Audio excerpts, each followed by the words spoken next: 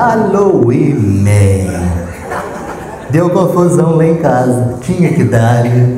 A Bastiana, minha mulher, falou que ia ter festa do Halloween, lá da igreja, que ela vai na igreja, e eles fizeram uma festa.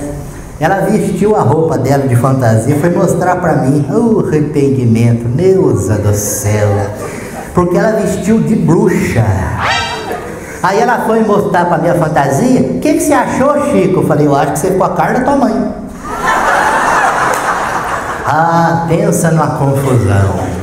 Como é que você fala uma coisa dessa da minha mãe? Você não tem motivo para falar assim da minha mãe. Para começar, se não fosse a minha mãe, eu não tava aqui. Eu falei, quer motivo maior que esse? Ah, mas eu amo a Bastiana. Vestida de bruxa, ficou igualzinha a mãe dela. Cosplay da sogra.